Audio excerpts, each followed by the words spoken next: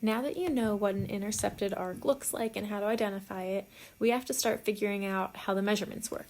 So on your module, I gave you this link already, and you should have kind of played around with it, moved the different points around, and your job was to be looking for what is the relationship between the angle measure of an inscribed angle and the arc measure.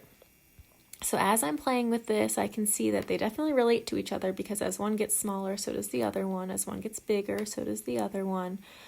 And it looks like, as I'm looking at this, if I had to say how much bigger, like the arc is always the bigger one, right? The arc is always bigger than the angle measure. About how much bigger is it? If you're looking, it's exactly double. The arc is exactly double the angle measure, and vice versa. So if the arc is double the angle measure, half of the arc would then give me the angle, right? If I cut the green number in half, it would give me the black number. If I double the black number, it would give me the green number. So that is the relationship between an inscribed angle and its intercepted arc. So the angle measure, we can find that by cutting the arc measure in half. We can find the arc measure by doubling the angle measure. So it's always a matter of halving or doubling. Something that's helped students in the past is just remembering that this is always the smaller of the two, and this is always the bigger of the two. So let's look at an example. So here's an example of an inscribed angle. So I can see my angle right here, and then here's the intercepted arc. Remember, the intercepted arc is always the bigger one. So I can take this number and I can cut it in half. And so now I know that my angle measurement is 50 degrees. So if the arc measurement is 100, I cut it in half to find that inscribed angle measurement. That gives me 50. All right, for this one, let's use a new color, green. So they gave me the inscribed angle right here. I can see that its intercepted arc is right here. Remember, the angle is always the smaller one, so that means my arc should be bigger. So I should ask myself, should I cut this number in half or should I double it? I want the arc, I want the bigger one, so I need to double this. So 10 times 2 gives me 20. So now I have an arc measure of 20 degrees for arc CB or BC. Let's look at the next one. Okay, so this one they didn't give me any measurements. So that's a little bit weird, right? But this is not just any type of, these are normally made with chords, inscribed angles. This isn't any type of normal type of chord. This is a special type of chord. This right here is a diameter. Okay, so anytime we have a diameter, that's going to be special. And I'm going to change screens and show you a little exploration activity to see what happens with the diameter now. So we'll go back to GeoGebra. Now we're looking at this one. Now, doesn't it make sense that a diameter, right, that should give us a semicircle? So this should be 180 degrees, what's in green right now, that arc measure.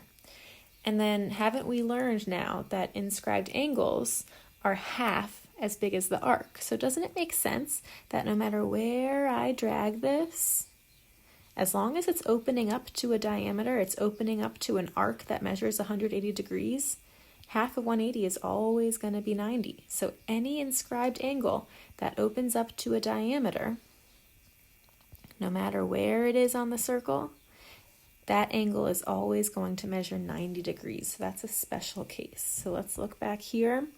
So because this is a diameter, we have that inscribed angle opening to a diameter, meaning this right here is a semicircle. So that's 180 degrees. And you can see, here's my inscribed angle opening to that 180 degrees. What's half of 180? 90. So I know that the measure of angle ABC equals 90 degrees. So even if you don't see any measurements written down, anytime you see a diameter, that's like a red flag for you. Hey, that's 180 degrees. Hey, my inscribed angle must be 90. All right, now this one, let's just fill out as much as we can here. So I'm going to actually use a couple different colors here. So we'll start with blue, I guess. So I can kind of start in a couple different places. I can either start with this 90 or this 160. I'm just going to kind of randomly pick this 90. So if this is 90 degrees, which angle is opening up to that? Which angle has that arc AC as its inscribed arc? Well, that would be this angle right here. Are we okay?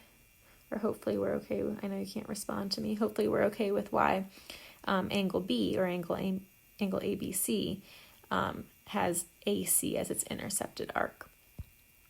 So if that's 90, the angle is going to be half of that. So my angle is going to be 45 degrees. All right, now let's look at, they gave us another piece of information. Let's look at, we'll use red this time. They also gave us this 160 degrees. Right, so this arc is 160 degrees, which means the inscribed angle that has CB as its intercepted arc is going to be half of 160. So the angle that intercepts arc CB is actually this arc right here.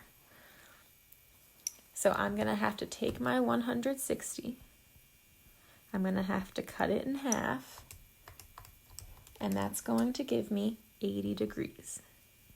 So this angle is right here is 80 degrees. And I guess I should show my work for this blue one too.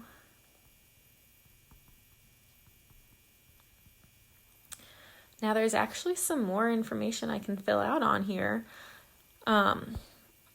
Let's do, what color haven't we done yet? Time to repeat, I guess. Oh, I don't think we've done purple.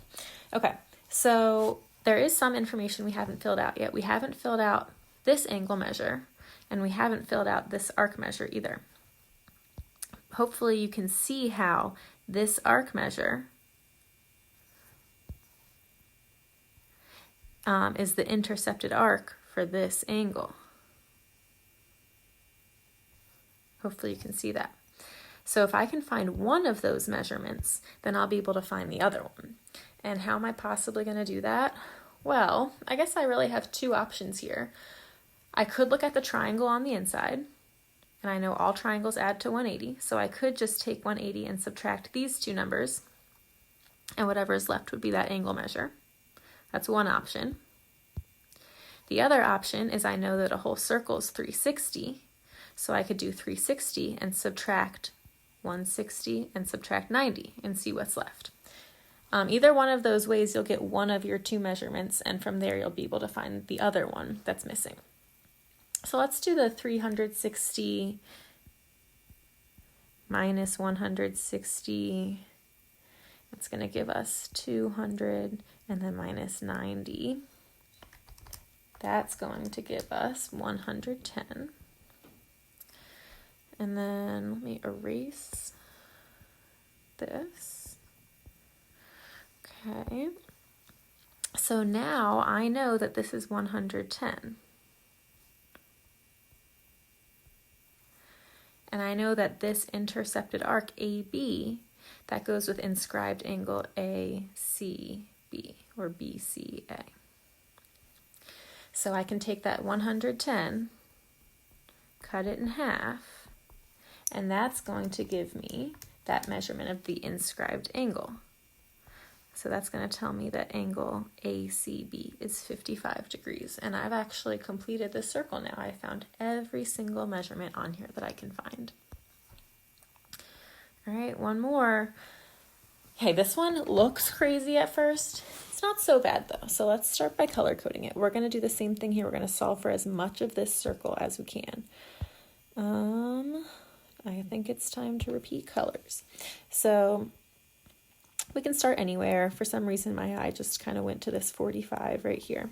So if I know that this angle is 45, that means that this intercepted arc is double that. So 45 times 2 is 90. So I know this intercepted arc right here is 90 degrees. All All right, now there's still some more information on this circle that I haven't used yet, so let's see if there's anything else we can figure out. I'll use another color because this is kind of a totally separate piece of information. Okay, here they gave us that this arc measure is 76 degrees, and I can see that that arc AB, that's the intercepted arc of inscribed angle ADB. So that means that, remember, the arc is always the bigger one. So I can take that 76, I can cut it in half, and that's going to give me the angle measure of that inscribed angle. So this is 8 degrees. And then that's really all I can solve for on this circle. I don't have enough information to figure out this measurement or this measurement. So I've done everything I can on that circle.